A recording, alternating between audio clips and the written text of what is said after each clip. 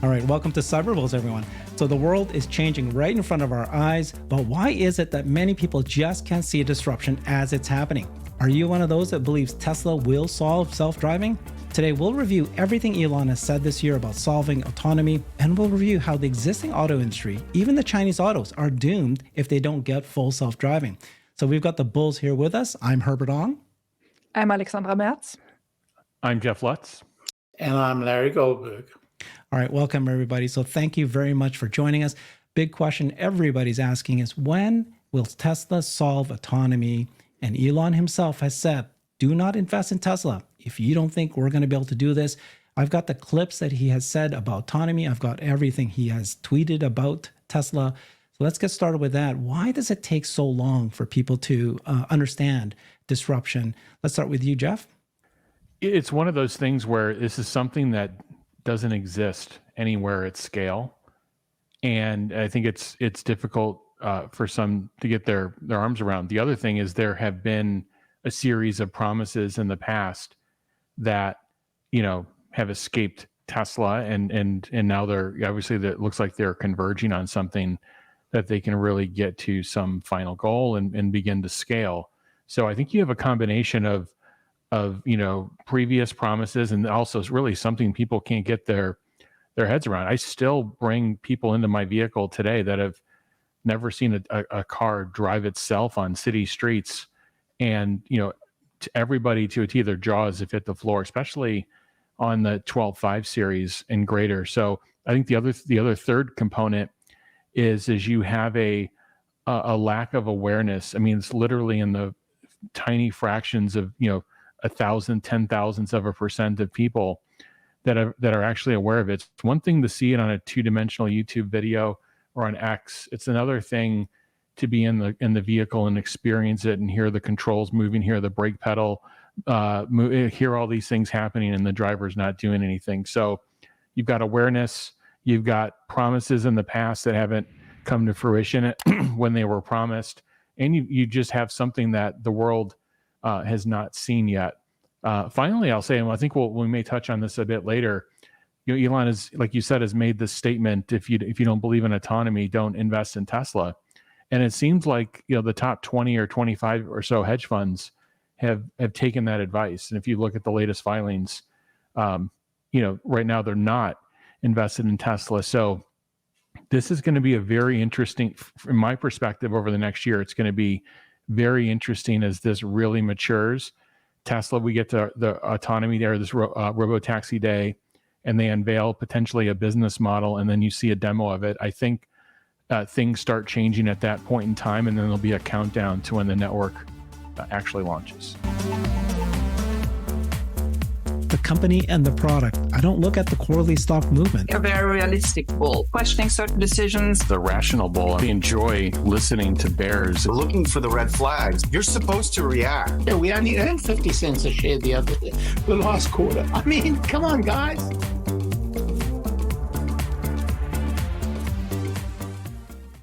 Thank you, Jeff. So when we take a look at this data point here that AJ on X, you can follow him at ALOJOH. He showed the free cash flow history of the pure EV makers. And you can see that Tesla here is in that dark kind of bluish green, turquoise. Now, I don't know what the color is. It falls here. And then they finally figured it out on the 6th year of their existence. And then they got to positive cash flow. But all these other companies, look at Rivian, and they haven't figured it out, and they're already in their 6th year. You've got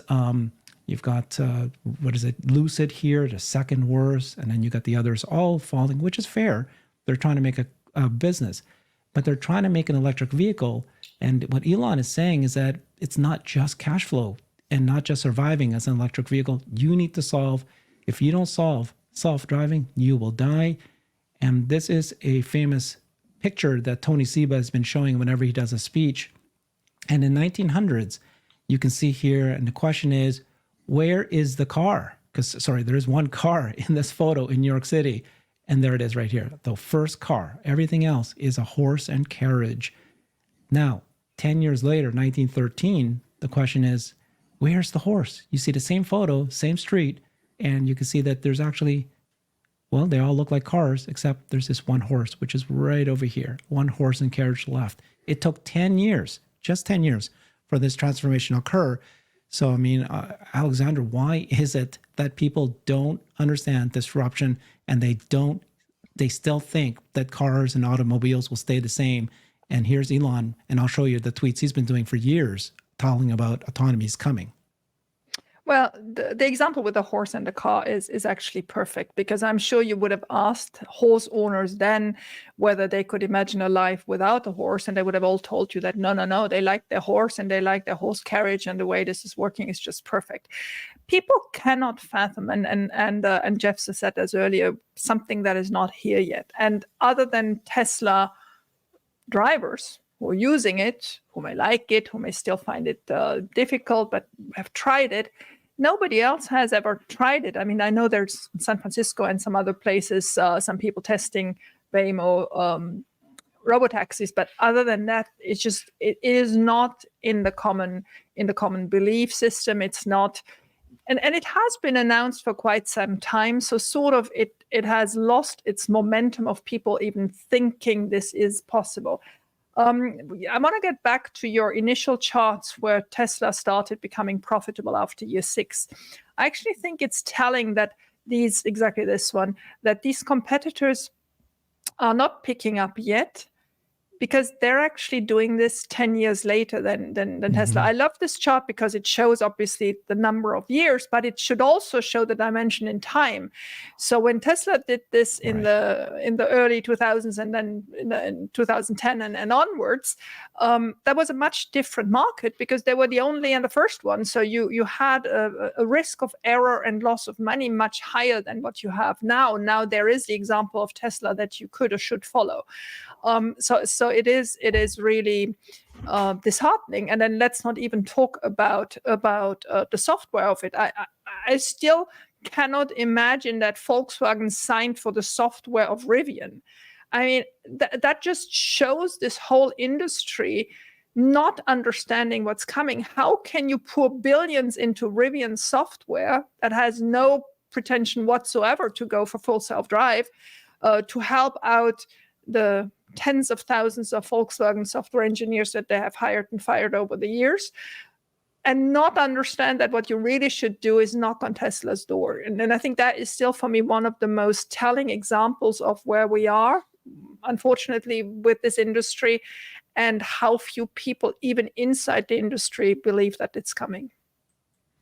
That's a very good point, because the time that Tesla started, they were the first to enter the space. And then by the time these guys are coming, Tesla's already moving to the next stage. I remember Elon at one point, and I wish I'd found this clip because I got other clips to play. But remember one time that Elon said, the reason why this is such a good business for Tesla is because there's 2 big disruptions coming. And one of them is electric vehicles. The other one's autonomy. If they both weren't coming, then this is, you don't know yet if the current auto business will be disrupted or not. So I'm going to play some clips that Elon said at the Q1 earnings call this year. So just several months ago, earlier this year. And then now we'll have you, Larry, respond to the first one, and we'll get everybody to kind of comment on it. So here's the first clip. Not the number of H100s, but how efficiently they're used. So in conclusion, we're super excited about our autonomy roadmap. I think it should be obvious to anyone who's driving version 12 in a Tesla that is only a matter of time before we exceed the reliability of humans, and not much time at that. And we're really headed for an electric vehicle, an autonomous future. And I'll go back to something I said several years ago, that in the future, gasoline cars that are not autonomous will be like riding a horse and using a flip phone. And that will become very obvious in hindsight. What do you think, Larry?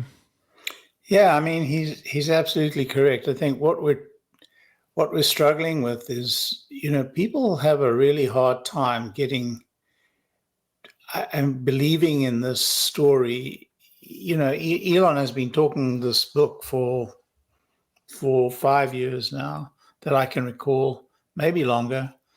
And I remember after, the Navigate on Autopilot came out and we were very functional on the freeways, thinking to myself, that seemed to be quite easy. That seemed to be easily done. But I can't imagine how they can do this on city streets. I couldn't quite figure out, whether the automation I saw on the freeway could really translate itself to the complexity of city streets. And then when the first city street release came out, and you had to apply the brakes when you were approaching the stop street or the traffic light, and you had to actually turn the car yourself, I thought to myself, well, they got this far, but I just can't see how it's going to make the turn. It just seems a little bit beyond it. And then when they started actually navigating the car around corners in city streets, and it was so hokey, and so I thought to myself, so all I'm trying to say is that the leap that you have to make in your mental image of driving is so great, even for those who are in the Teslas and are experiencing the step-by-step improvement. So I can see why the average driver who hasn't experienced FSD or hasn't even been through the journey of FSD, let alone tried out FSD, I can see why this is such a difficult task.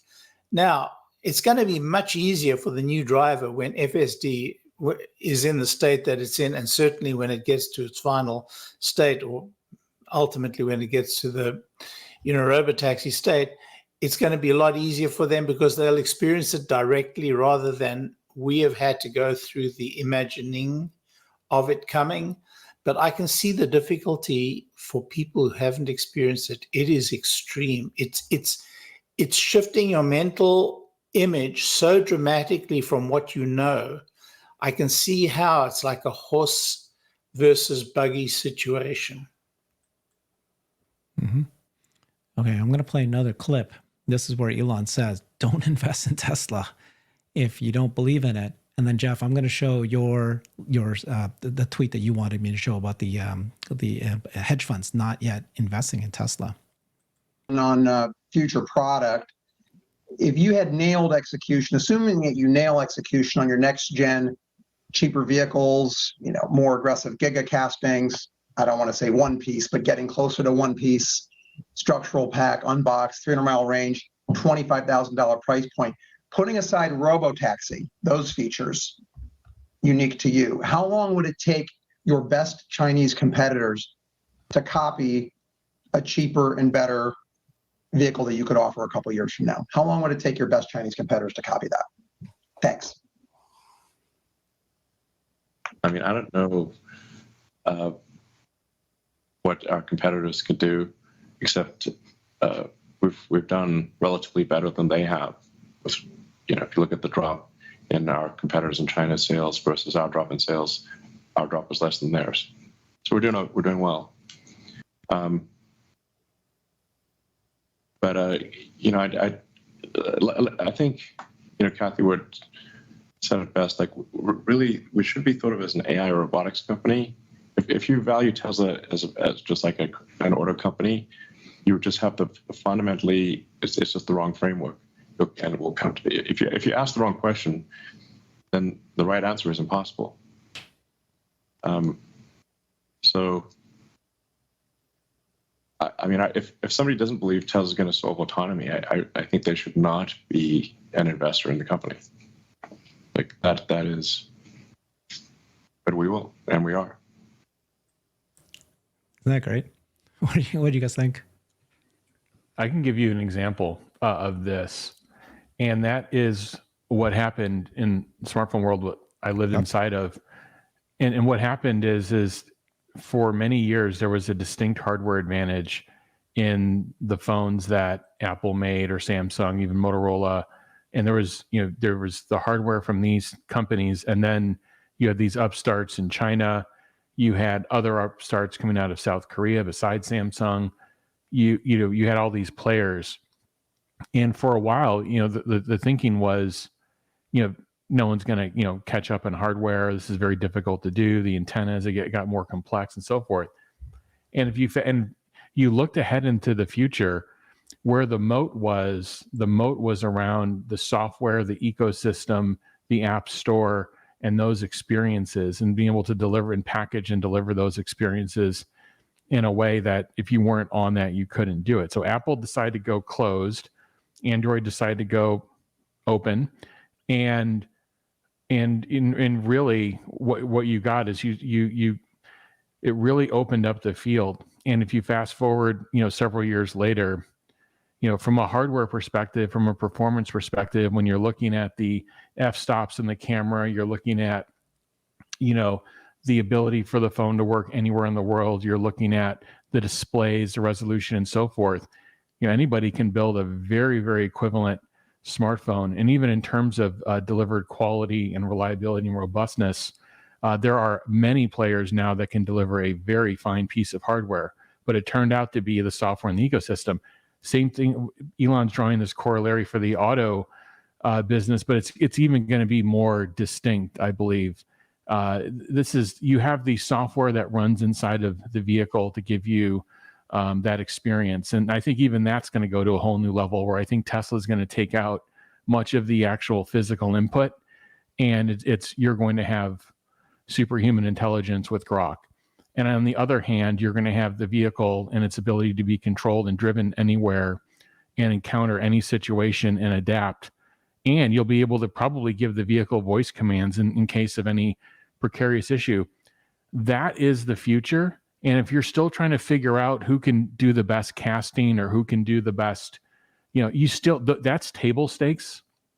And maybe the way Elon could have said it, I'm not being critical, but yeah, you've got to continue to improve, and there's still very few players, I think, that can build an EV, get the cost structure and so forth, and deliver it profitably.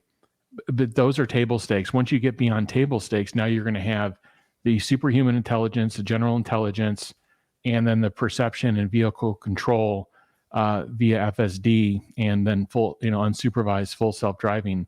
And I think that, relative to like the Apple App Store or the Android, I think that's even a bigger moat than those two players have today in the smartphone world, to just to put a comparison together. So it's a huge deal. And then the hardware side of it, the margins are going to be a little bit more in the noise.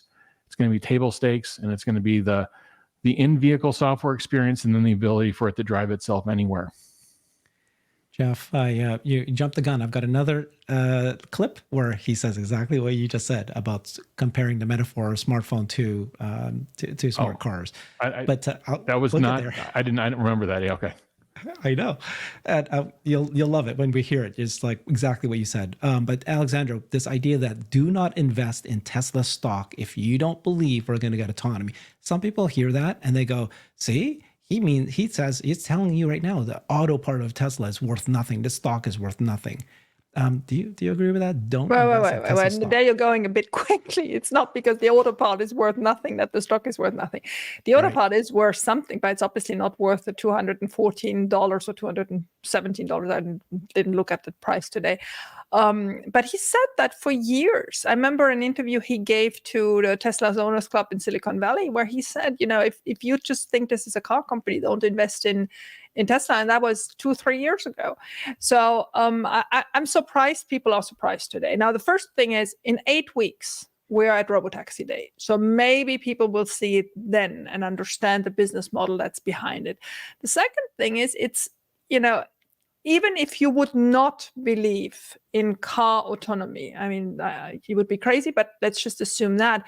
Could you then envision the bot and its business model? Because somehow that seems to be easier for people to comprehend, because people seem to be very married to their steering wheel, right? I hear so often from people, "Oh, but I love driving. I don't need this. I don't mind having my car sitting in the parking lot for 8 hours while I'm at work." That is because people have not thought this through. There's just been now 100 years of being used to having your car when you want it, sitting in your car, steering your wheel, getting to your destination, park it. But when you think it through, what it would mean that you don't have this burden anymore, because car ownership is actually a burden. And lots of people, as you know, either finance or lease. There are very few people that pay cash for their car and really own it. But then there's insurance and maintenance. And I mean, obviously, us with electric cars, it's easier than the ones that still have to go and go to the gas station. But people haven't thought through what a burden it really is. But even those people, I feel when I speak to them and talk about the bot and how the vision to action that has now been performed in the car becomes the key element for the bot, that's where people seem to understand it much more. And they still don't understand that would come, to fruition next year in 2 years. So yeah, lots of exciting things coming. You remember that photo that I showed at the beginning? They were all horse and carriage. What about those people who said, I really enjoy riding my horse? But then why is there a horse and carriage where somebody's driving you and you're sitting in the back in the carriage, right? That's what's going to end up happening. Larry, what's your thoughts on that? That don't invest in Tesla stock unless you believe in autonomy. I mean, I think all four of us invested in Tesla before we even thought autonomy was coming, though, right? Right. I think that's a fair statement. But I'm reminded of Apple. Can you imagine what the stock price of Apple would be without the App Store? It's incredible the extent to which the App Store has changed the value of Apple. And I'll help you here. I doubt whether it'll be half the price that it is today. The App Store is the margin that Apple boasts. It is the difference between Apple and XYZ phone manufacturer. So in the same way that Apple could not create an app store without the phone, the Apple iPhone would not be an iPhone without the App Store. So to say that, Tesla is a car manufacturer and that FSD is, a separate product, it's just missing the point. And, once FSD is established, and then it's going to change our culture, our habits, as Alexandra points out, it's going to change how we think about our car. I think old folk like me will continue owning our car. Younger people will be less likely to buy a car. And then over generations, this thing's going to change very dramatically. And it won't take a full generation, but it'll be at a generational level that you'll see the big changes take place. So yeah, I think Elon is exactly right. Just don't buy Tesla if you don't buy the idea, the story, and the probability of FSD's success, because FSD is going to distinguish Tesla from the world in exactly the same way the App Store distinguished the iPhone from all the competitors. That's actually a very good point. If you let me quickly answer to Larry. I think we see in children today their excitement when they see Teslas, and even more obviously when it's Cybertrucks.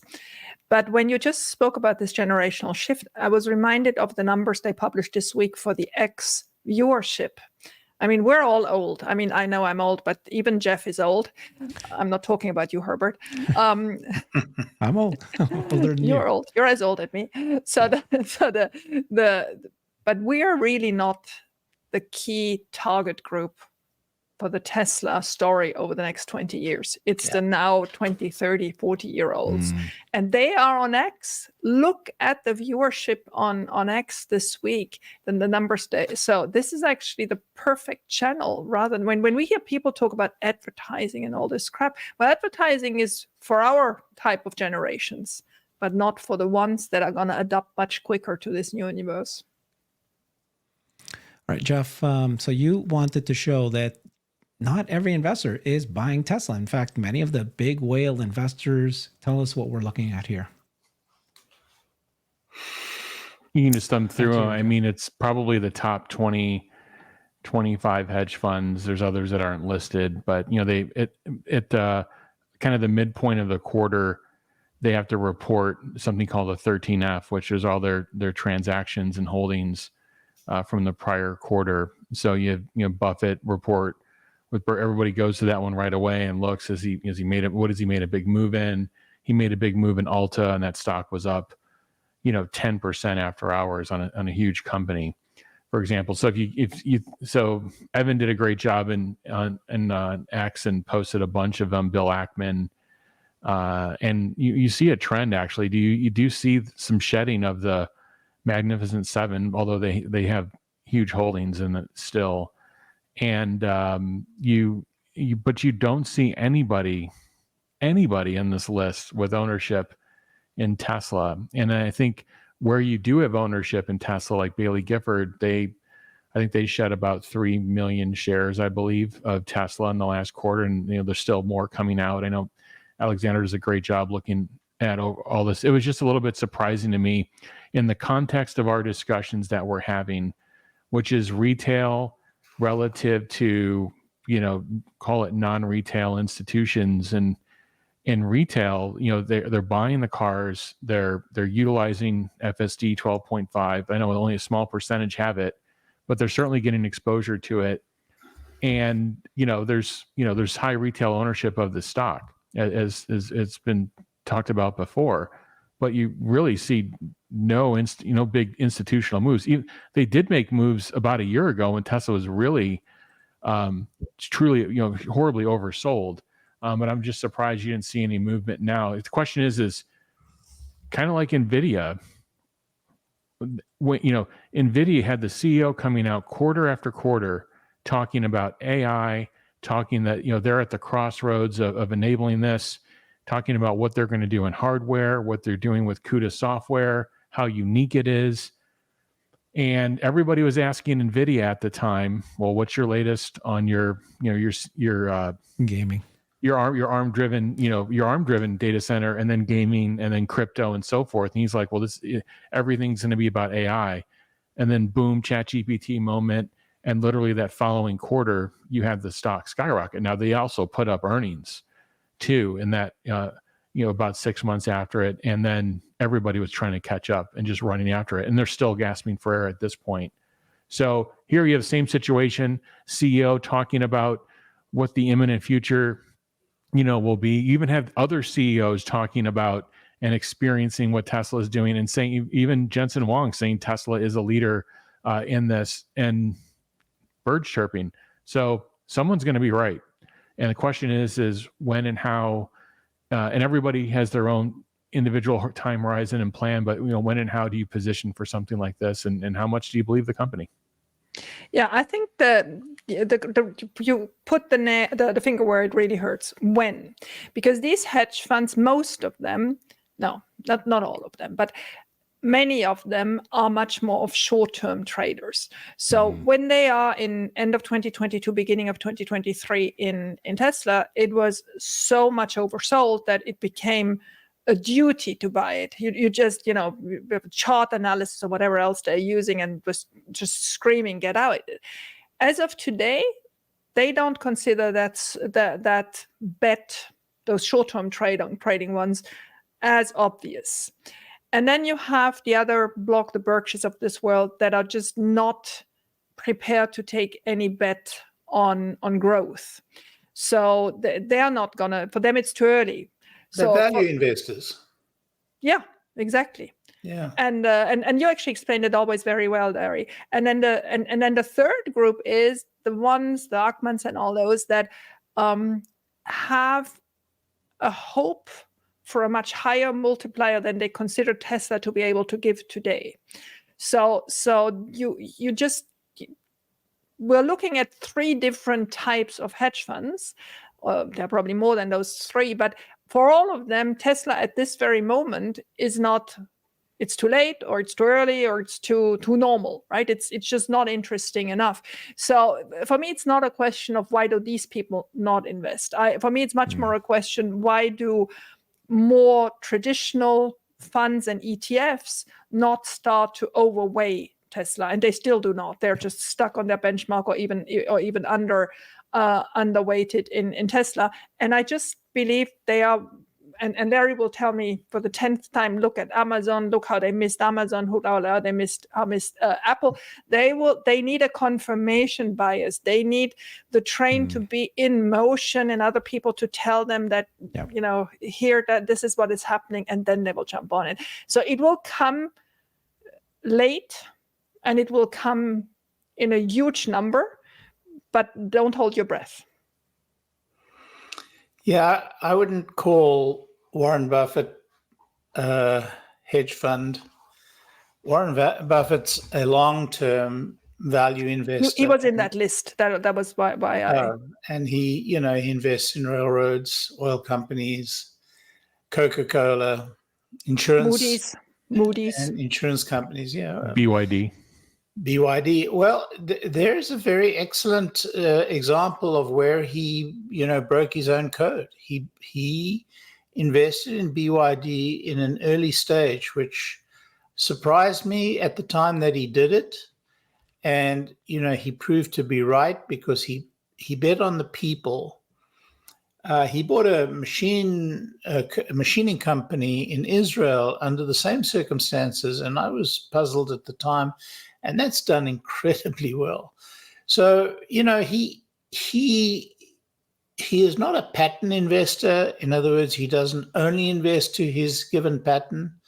And he's made some mistakes. His airline investments proved to be catastrophic. But let's leave that aside because I think, anybody who is a value investor and is investing over long term for that 20% return, they're not going to be buying Tesla.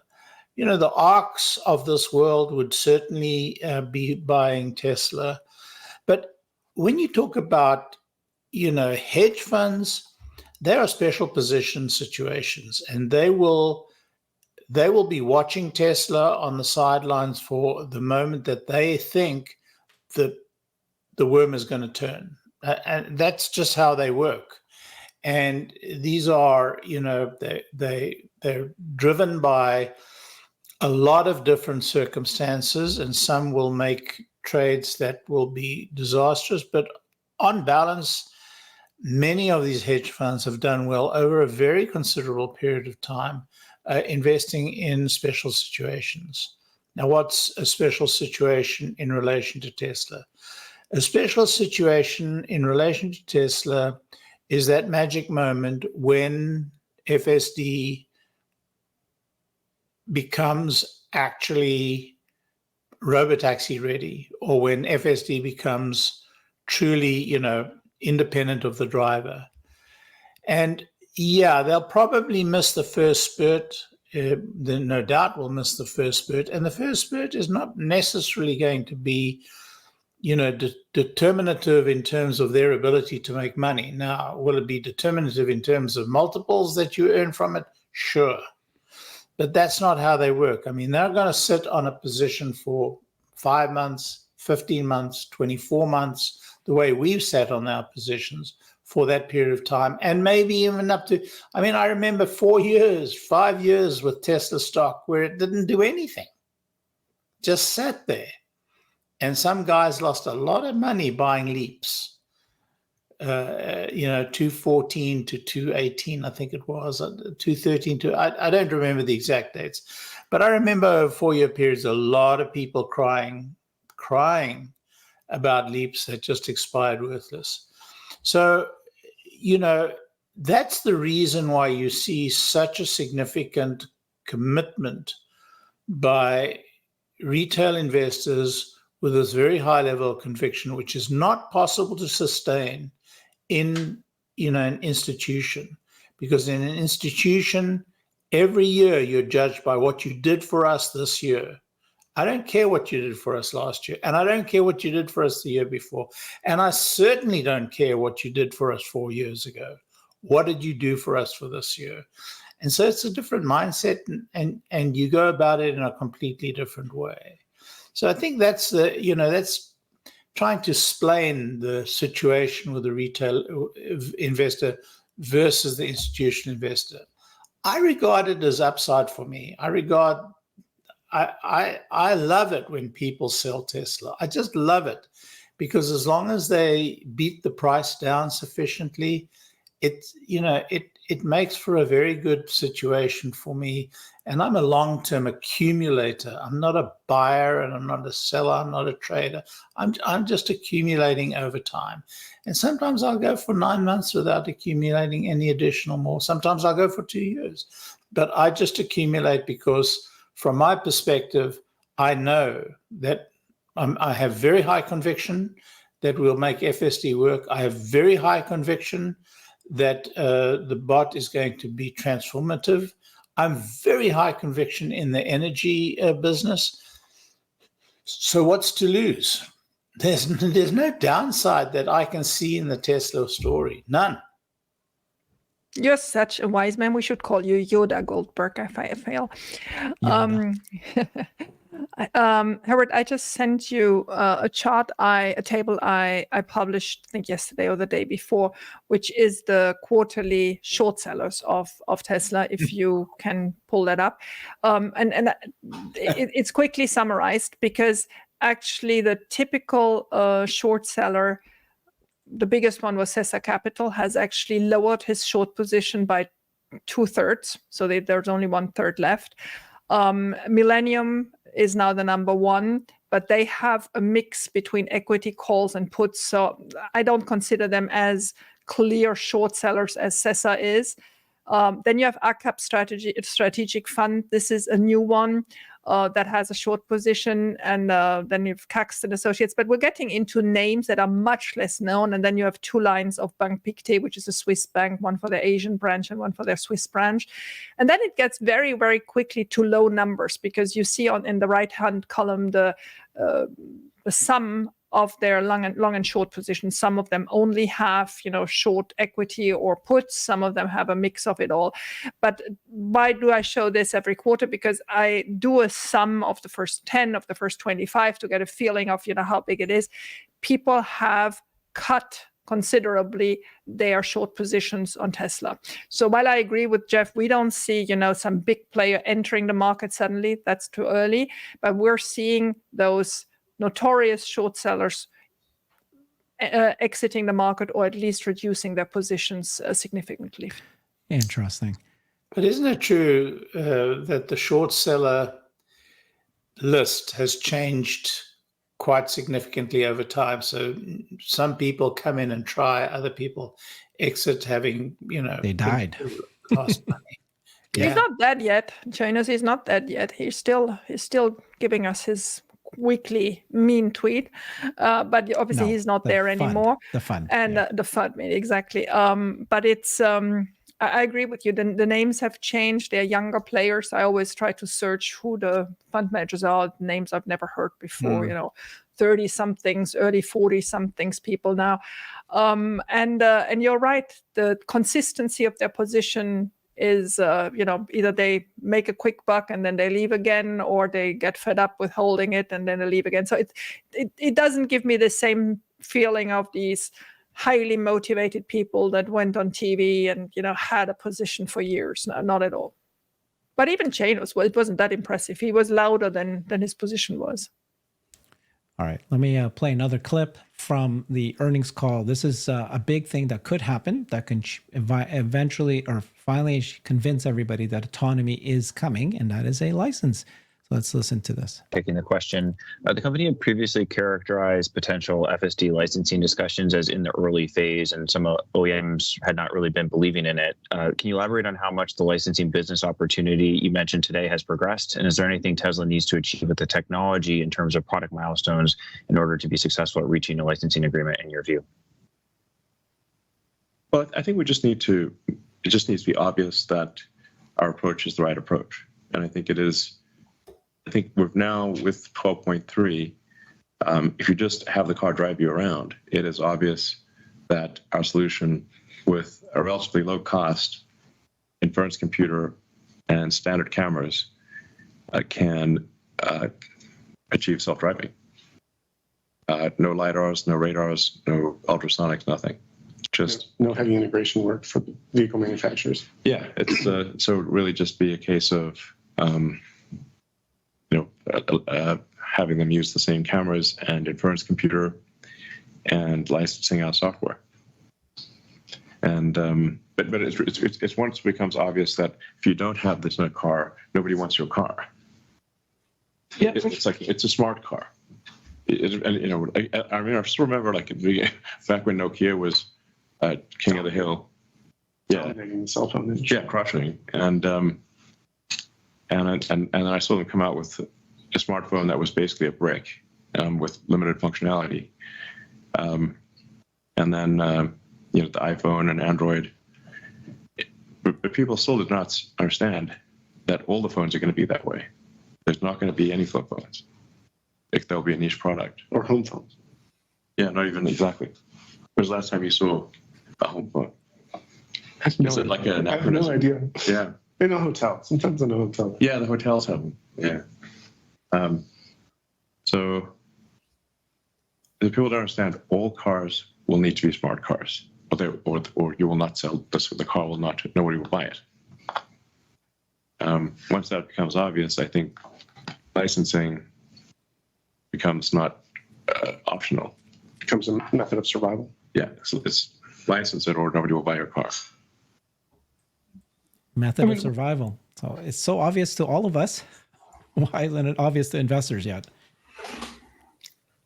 Well, someone's got to produce it, and they have to see the full thing end to end. I actually think Tesla is capable of producing a demo of what Elon views as a full self car. Remember, the first phase of this is a vehicle that you're driving. It's an EV. It's got touch screens for input.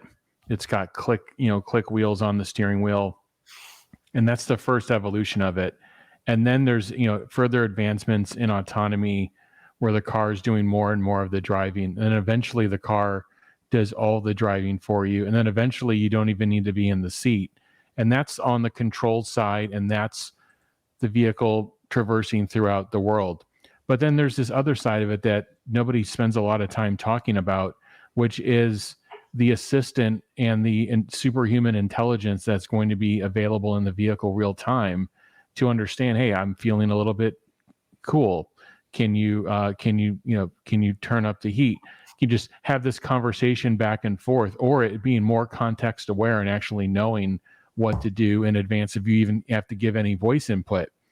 That's what's coming. That's the other side that I believe Tesla is working on. If you look at the decisions they're making inside of the vehicle, and if you look at what they're doing at XAI, to me, from an AI perspective, has a closer home for real world AI usage than a lot of the other language models actually out there.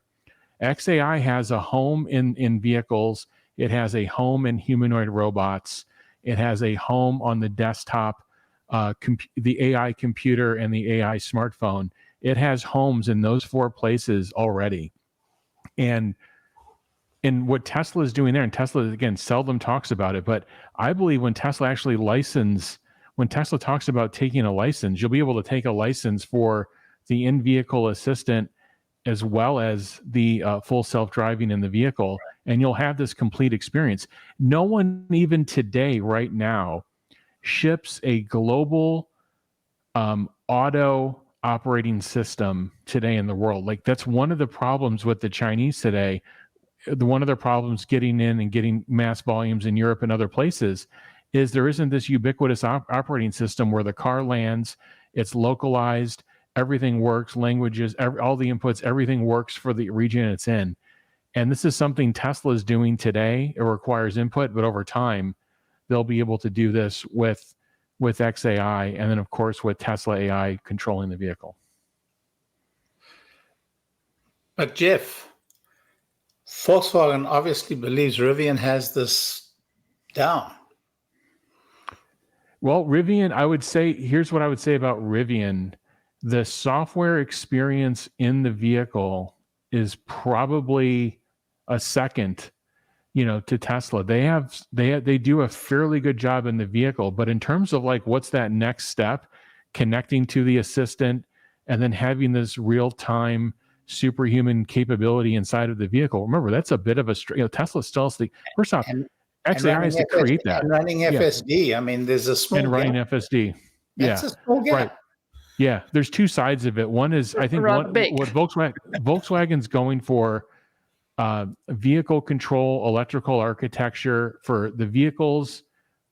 They're going to get themselves into like 2023, 2024 kind of technology and capability. Yep. And what Tesla is working on right now in the various different pieces is what's going to get you to 2027 through 30 and beyond, which is the assistant, not needing to control the vehicle with your fingers or touch, and then not needing to do anything with the experience inside of the vehicle. It's just conversation. And that's what they're converging upon. But you don't actually hear people discussing this full thing in detail. You really don't hear a lot of conversations about it, especially in the analyst community. Nor in the journalist community, by the way. So I've had, as you all know, because I'm bragging about it nonstop, this interview on Bloomberg and on Yahoo Finance. And yesterday I spoke for more than an hour and a half with somebody at Reuters. And, I'm always very, very, very, very wary of journalists, just because, we're taking so much heat from them that you just have to be cautious with every word you're saying. But when you ask them, what are you driving? And some of them are driving Teslas. What's your experience? The one thing that comes up all the time, and I have to say my sample is small and it's only men, is, I'm a car guy. I'm a control freak. I like driving. And you also feel that for these people, I don't know how much money they make, but their car is one of their biggest assets. They may also be a homeowner, but the car is. So I think there is a jump from the phone experience, moving from landline to smartphone. That is, well, it's always easier to say in hindsight, but that is shorter and easier than from I'm a car guy, control freak, this is my only asset, I love my car, to robotaxi, no more ownership, no more driving, no more impressing the girlfriend, no more vroom vroom, no more whatever. So we just have to understand that we are early adopters, and there will be people that are slower to adopt, but that doesn't mean it won't happen. It will happen. It will happen over time. How long it takes, what the heck, and the economic model behind it. Whenever I talk to these people and ask them, so how much does your car cost you? Insurance? Is it a pain? How much do you have to go back for maintenance and all that? Every time it's such a headache. Oh, it's such a headache. It's so expensive, right? So, and there is just not enough discussion about the economic model. I mean, maybe in 8 weeks we'll finally all talk about it, but the awareness, and these are people that all cover Tesla, all of them. 2 of them actually drive Teslas, and yet the awareness of how your life gets easier hasn't hit it yet, and so it's also up to us, and obviously Tesla and the whole community, to reiterate the whole ecosystem that's going to change. Yeah, but Alexandra, I think you have to separate 2 issues. I think you're conflating 2 issues. The one issue is FSD. The other issue is FSD and robotaxi. The other issue is the ownership of the vehicle. I'm not one believes that everybody's going to suddenly no longer own vehicles, or ultimately not own vehicles. I'm not one to believe that at all. It's exactly the same way that we don't all rent our house out and live in Airbnbs. I think that there will be a very significant portion of the population, probably by far the majority of people, who will continue owning their own vehicles. But less or the same number? Less what? Less cars? Because I was actually thinking about my own case. Currently we have 2 cars. Once robotaxis are installed, I think 1 car will be enough. Will the number of owned cars reduce? Yeah, the number of owned cars will go down. And we do know that this upcoming generation don't drive. I mean, a lot of the kids don't bother getting their licenses. We know that. And so the ownership will definitely decline, in my view, but it will not go away by any manner of means. And I think that it will be very unlikely that every household will depend upon robotaxis. And it also will be unlikely that every household will own robotaxis that they'll rent out. I think that the vast ownership of robotaxis is going to be a corporate and run by organizations, and much on the model of a, I don't know, Hertz or a one of these drive rental properties. So that's my view, and I could be wrong. So I think we should not conflate robotaxi use and car ownership as two, and by the way, there is a lot to be said for car ownership in certain circumstances. So, and you can define those circumstances. So, yeah, I think we will see. There is a whole group of people that don't believe in FSD. They're the majority in the population right now. There's a very large group of investors that are sitting and waiting on a wait and see basis. Most of the institutional investors are going to be late investors. And there's, this very small group of analysts, investors, and a very large group of us, retail investors, that have very, very high conviction in FSD and are betting fairly big in FSD. Now, the truth is that many retail investors, their bet is at $0 because they've made a lot of money. A lot of retail investors have made a lot of money. So it's it's a conviction that comes from reality. So, it's very difficult to convince somebody who hasn't lived that and who's seen, the decline in the stock relative to the Magnificent Six, or, it's very hard to convince them. So time will tell. And there's the political angle as well that you can't, dismiss. I want to move on. I think we spent quite a bit of time here. We got other topics to cover as well. So let's just finish this topic up. This is the tweets post that Elon has made this year. So July 7th, he said, all that matters is improving Tesla self-driving AI, such that miles between interventions much greater than humans. He also said, once Tesla fully solves autonomy and has Optimus in volume production, anyone still holding a short position will be obliterated, even Gates. Yes, this is small relative to vehicle autonomy and Optimus. This is the one you were referring to earlier, Jeff, where Jensen Huang himself, NVIDIA CEO, is saying Tesla's far ahead in self-driving cars. And by the way, NVIDIA actually partners with many car companies to give them the software that they need and the chips that they need. Elon also said, not quite betting the company, but going balls to the wall for autonomy is a blindingly obvious move. Everything else is like variations on a horse carriage. He said this in April. And then he said, self-driving cars. This is 2022, so a few years ago. Self-driving electric cars will be all that matters. Gas cars without autonomy will be like riding a horse and using a flip phone. That still happens, but it's niche. He's been talking about this for years. And I guess that's partly why some people are not yet registering today, because he has been talking about it for years, so they don't think it's a big deal. But and actually much longer. Autonomy Day was 2018 or 19. So it really, for people who may have been excited at one moment, it's Right. one of those subjects that have just evaporated, and that's okay. Like Larry said, gives us, But we're gives us coming so good buying closely. opportunities. Here we've got three Model 3s that was spotted with this unique camera setup. You can see that there's a camera on this side here. Oops. A camera way up in the back up here, and a camera at the bottom. 3 Model 3s were outfitted with these incredible cameras. And the question is why? It's most likely because this is the camera setup of the Robo taxi.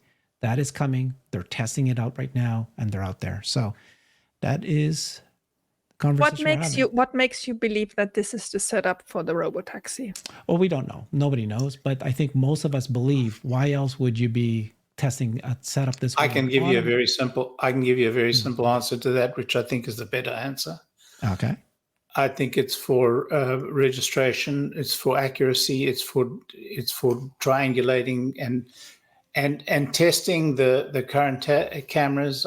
And so I don't buy that that's going to be the position of the robotaxi cameras. Don't buy it at all. Come on, Larry. It's like 90% chance this is Thank robotaxi. you, Larry. No, where do you get the 90% chance? I think there's 6 million. I think there's 6 million to 1 chances against it. Probably soon 7 million against 1. No, and you're just going to win Yeah. another. Phil, is there a bet forming here? Is there a bet with Exactly. odds forming? He's paying us another flight to Hawaii. Guys, okay, You're wrong, come on. Herbert. I mean, God. you're just I can't wrong believe on what I this hear. one. Guys, this is robotaxi. That's what they're doing. They're setting up the test. They're testing it now. They're out there. This is the robotaxi. Come on. It's going to be, yes. All right. Well, Okay. this is Herbert's theory. I'm prepared to put money on this. Do it, Larry, because he always loses. Serious money. Let's Do move it. on to the next topic. I see you're not Do it. prepared to. Do You you don't see have how it's conviction. chickening out? You It's don't have chickening out. conviction, Herbert. Herbert, you need to be chickening out again. economically crushed for putting out have- these claims. 90% I'm so probability pleased I that jumped this on it. is testing robotaxi. Well, yeah, what's your 90% coming from? You and yourself? Yeah, it's coming from here. All right. It's the obvious. It's so obvious. All right. We've covered when Tesla autonomy. Let's talk macro auto and economic data and how it impacts Tesla. And then we'll have Alexandra give us an update on some important things for Tesla shareholders. So, Jeff, do you want to take on these two topics of auto macro and the economic impact of Tesla? Yeah, I'll be briefer because we spent a lot of time on the last topic. This chart is saying electric vehicle sales are still growing, and it's China's dominating from a regional perspective. When you see that stagnation in the U.S., we're going to talk about that a little bit later. That was the channel being filled from Q3 and Q4 of last year with EVs, and even Q1 reaching 150 days. They get credit for sales into the channel, then the channels fill, and then they're not refilling it again. So you see some stagnation occurring. Gotcha. You also see Tesla, at least for the first half year, being relatively flat in that picture as well. So there is a slowdown in growth, but some of this is this channel dynamic that's been created by legacy EVs putting uncompetitive product into the channel and filling it up. You go in this, so here's one example, but this is even beyond EV, showing that if you just look at this beyond this used to be just an EV issue in terms of days of supply, not Tesla, non-Tesla EV. Now it's spread beyond. It's into all propulsion systems, ICE, hybrid, and basically right now the U.S. auto industry has 100 days of supply, double their normal normal run rate that they would prefer. They have about 100 days of supply, and you have key standouts like Ford and Stellantis that are up 130 to 150 days of supply. And on the other side of that, you have Toyota down closer to 30, and you have Tesla just below 20. That's helped pulling that down between those two. But you've got these extremes happening. We have 100 days of vehicle supply. Why is that happening? Auto credit has started tightening up. Credit availability has started tightening up. We've had 4 consecutive months of decline in this index of auto credit availability. There was some new information I shared with subscribers this morning that also, with the credit tightening up, default rates have also been on the increase. They're at auto loan default rates are at a 10 plus year high. And the only time it was higher was during the great financial crisis in 2009 in the last 2 decades. So we've surpassed where we were in 2019. We've surpassed, and we're approaching, we're not as close to, but we're on a path to getting to where we were in the great financial crisis in terms of auto loan defaults. So that's when you have that picture of credit tightening, defaults going up, inventory going up. What that portends for the industry is eventually you're going to start seeing incentives rise, and that has happened in the last month. Incentives have started rising. The average transaction price has held steady. That is a transaction price for what the buyer pays to get that vehicle off the lot, inclusive of incentives. So that has held steady. But as incentives start to rise, that transaction price is going to fall. And then you're going to start seeing more heavy discounting. The heavy discounting has started on the legacy EV side. Elon, you've heard Elon talk about this on the earnings call. I think that's created a momentary issue for Tesla, at least in the first half. I think it's going to continue, but I actually think the legacy EV inventory will burn off a little bit quicker. Why? Because they started the incentives and driving that down months ago, and they've taken their capacity down. They're not building as much because it's not profitable for them, and they're not adding new capacity. So all this is starting to come together. But what I think this means for the rest of macro auto, this 100 days of inventory, credit tightening, and default rates going up, is I think you're going to start seeing them to start slashing prices. So I think you're going to see EVs competing a little bit with non-EVs as they have to do some heavy discounting now on the non-EV side. You're going to see factory slowdowns. You're going to see shifts being removed or shut down. It will progress the furloughs. Unfortunately, I think it will progress the layoffs. Again, unless there's some sort of intervention here or something happens, that's what I see happening. Thank you, Jeff, for that. There's few people that know the macro auto market as well, so you do at least explain it to us that way. Tell us what's happening to the new economic data that's just been shared, and what is the impact to Tesla? Yeah, there was, so basically over the last month, we had a market scare a little bit. We had this thing called the carry trade in Japan, which there was concern a lot of large funds would have been exposed. And that, you saw that big drop in the markets and the big rise in the VIX, or the volatility measurement of the market. That happened last week. You also had employment data that says the employment market was tightening a little bit faster than the Fed was willing to cut on. So the Fed has an unemployment rate target of 4% by the end of the year. We're already at 4.3% with some new interim data points that were not as good.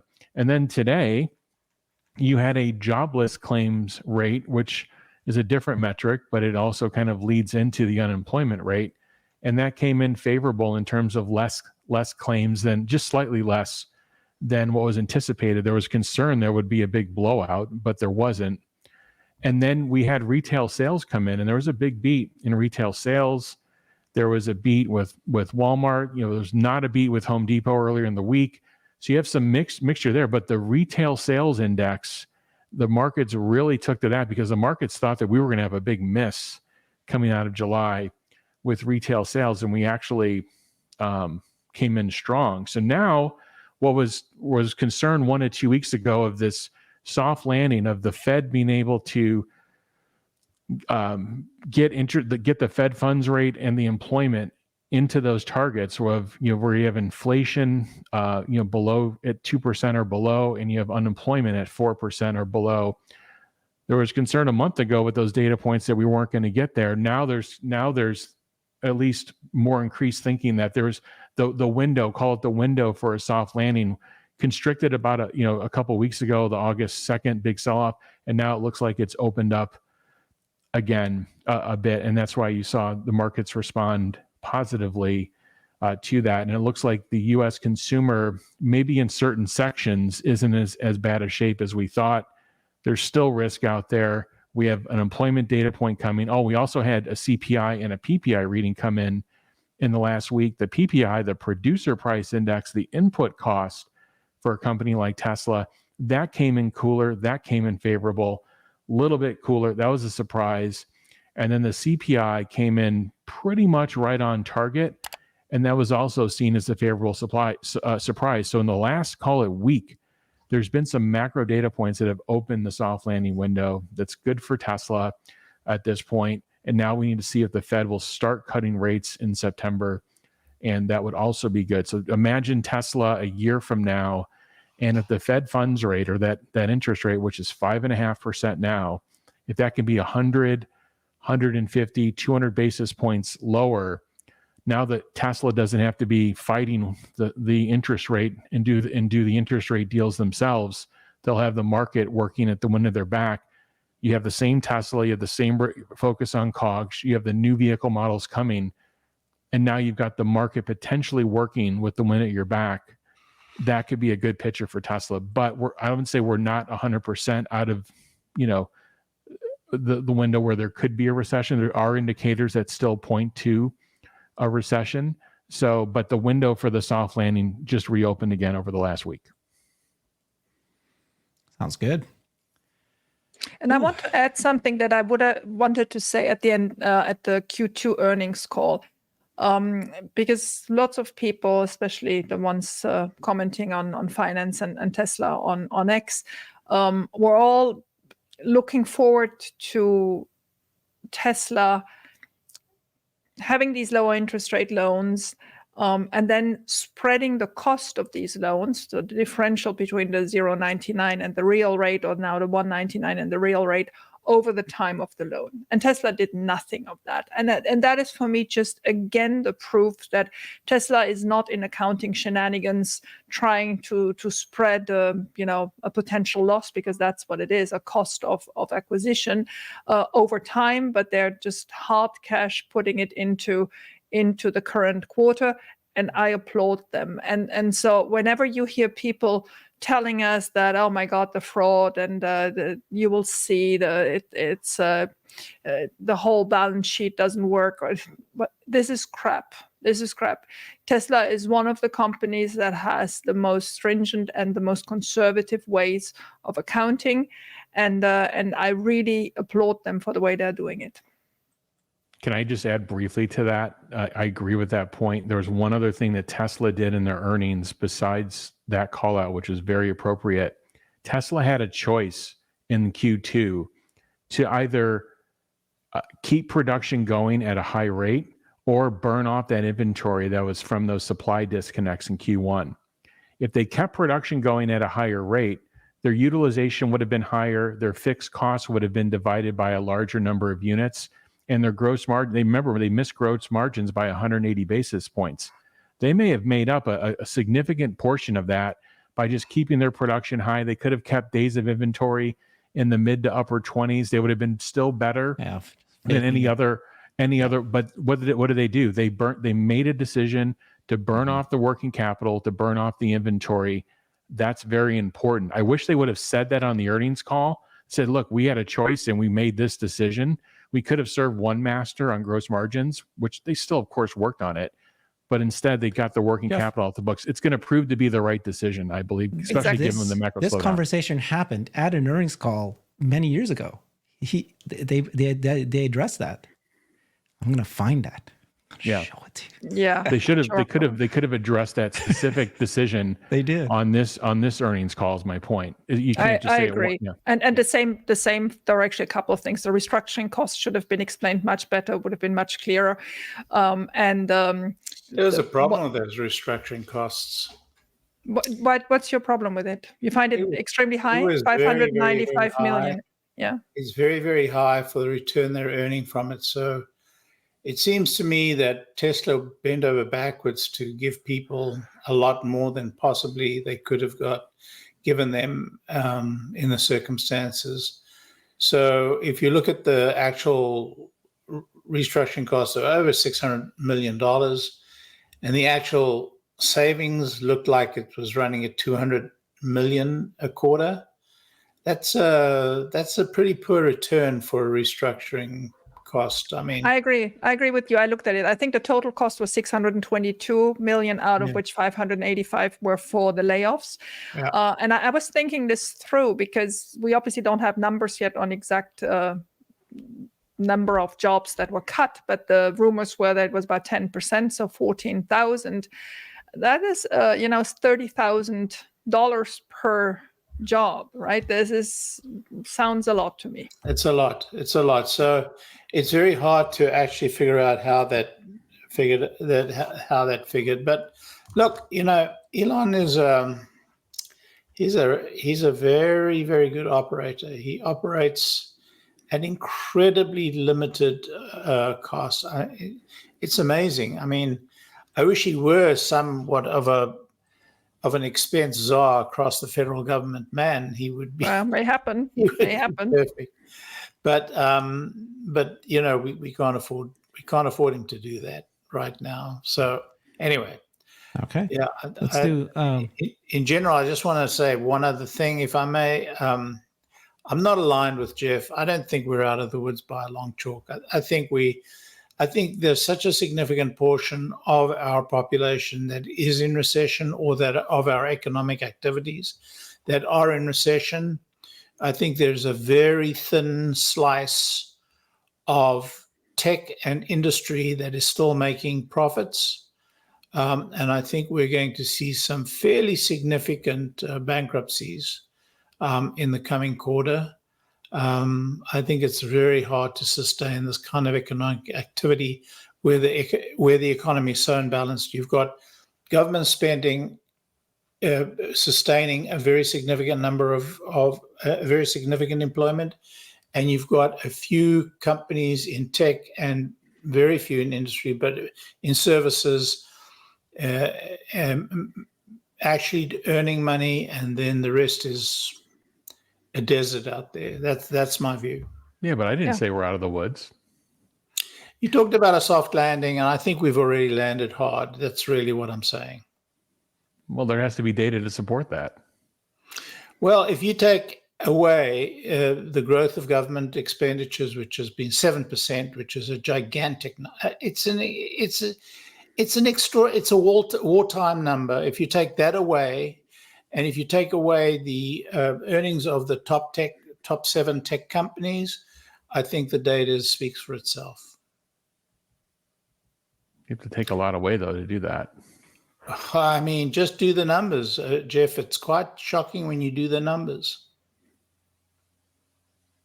Yeah, like I said, the risk of recession is still there. But if you look at the data points we've gotten in the last 2 to 3 weeks, they've become relieved a bit. But there was concern 2 or 3 weeks before that, and I think we're just in a period of higher volatility now with the data that's coming in. But it's hard to say that. We've had people for the last 2 years say we're marching into a recession any quarter now, and we haven't. I'm not saying it cannot happen or it's impossible. I'm saying is the data points in the last week or two were stronger than expected. The recessions are always told to. We're always given the dates of the recession a year after they occur. Agreed. Mm-hmm. So we don't even know whether we're in a recession now. But when government expenditure is rising at the rate of 7%, That's fair. Yeah. And the economy, I mean, it just seems to me that even if we're not in a recession, we're in the situation where we're eating our own seed capital. Anyway, I'll leave it at that. Time will tell who is right. Okay. I don't know what the bet was, but got it. No bet there. Last topic here is Alexandra has been busy. As you know, she was instrumental as well as Amy Steffen and a lot of other people in helping with the Tornetta case, which was the Elon Musk shareholder. That's not over. And she's also been busy supporting Tesla to invest in XAI that the board is going to consider. And then Senator Warren, a letter to Senator Warren. Go ahead, Alexandra, give us an update.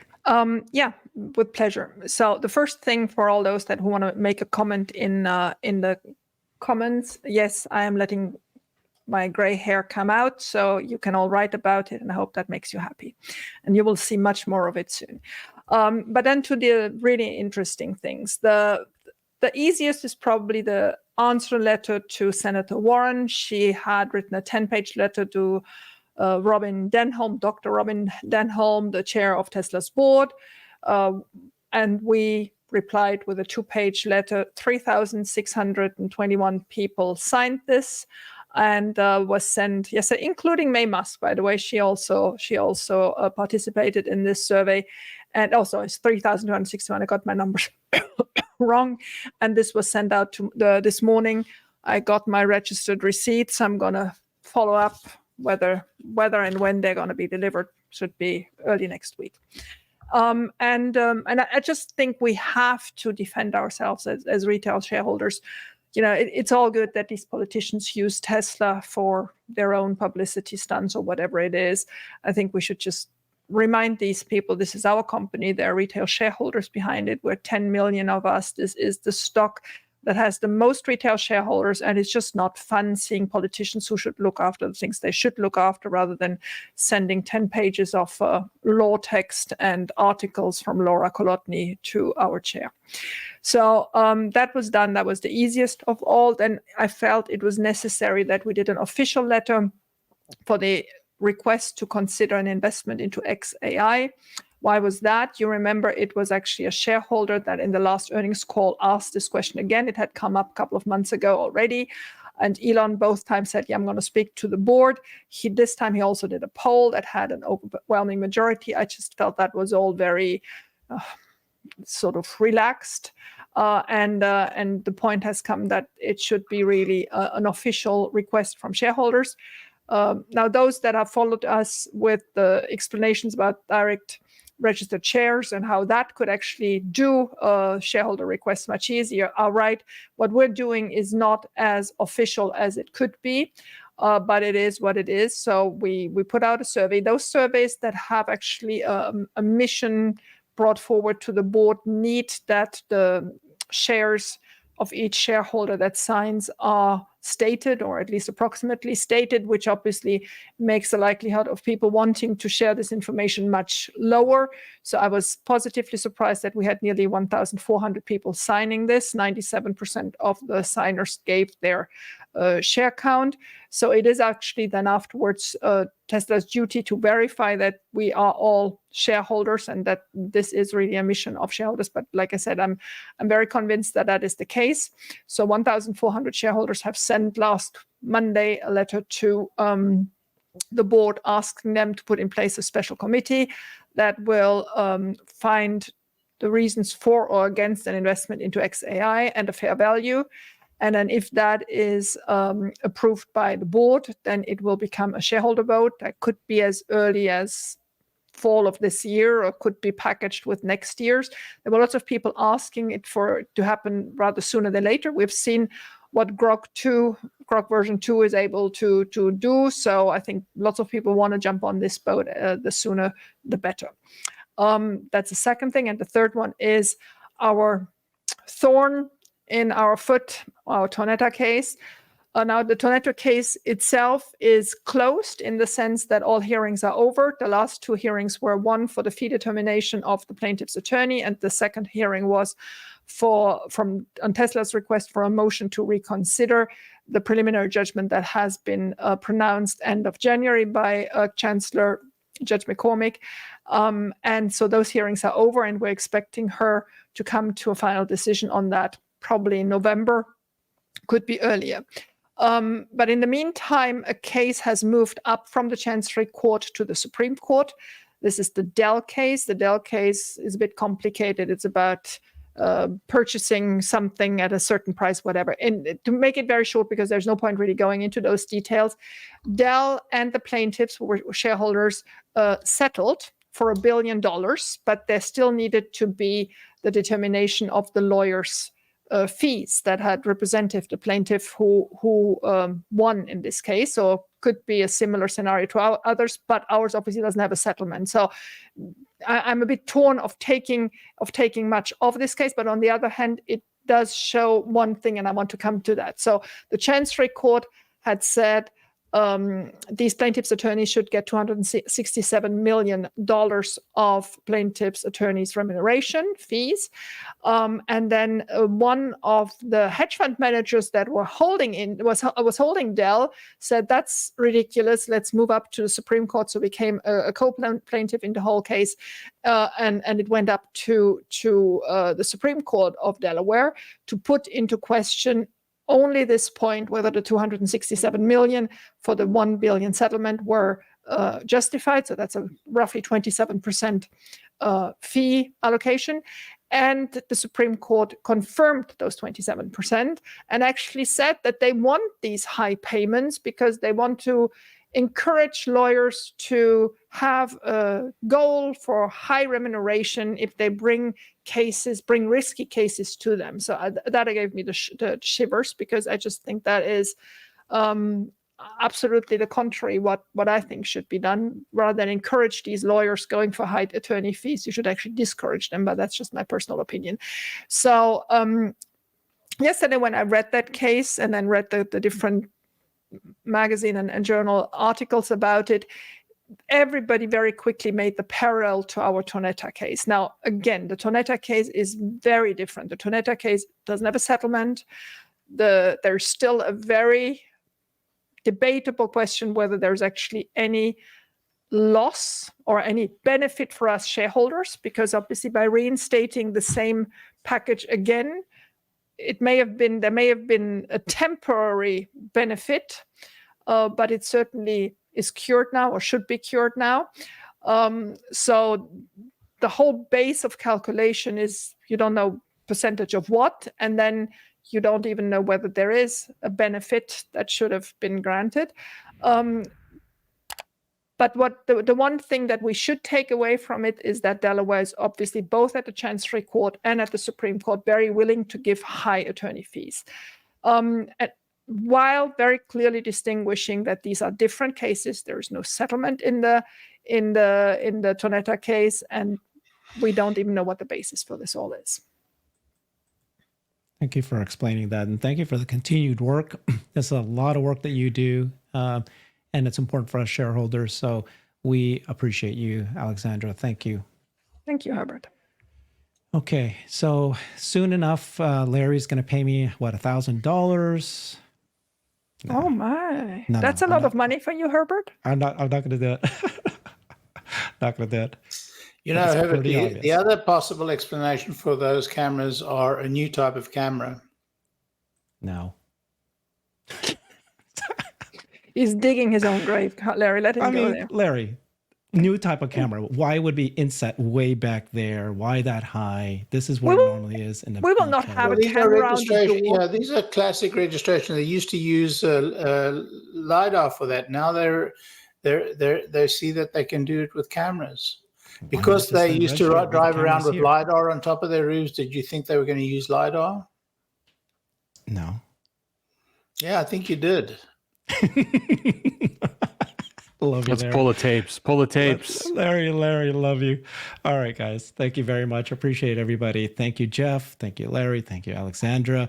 Boy, the level of knowledge is just unbelievable. And I think if you're in the audience, follow these guys, the Jeff Lutz on X and Tesla Larry on X. And then, of course, Tesla Boomer Mama legend. Thanks, everybody. Thank you, Herbert. Thank you, Herbert. Cool. I've created a website that is the most comprehensive resource for the Tesla investor. Please check it out. Simply go to my website at herbertong.com.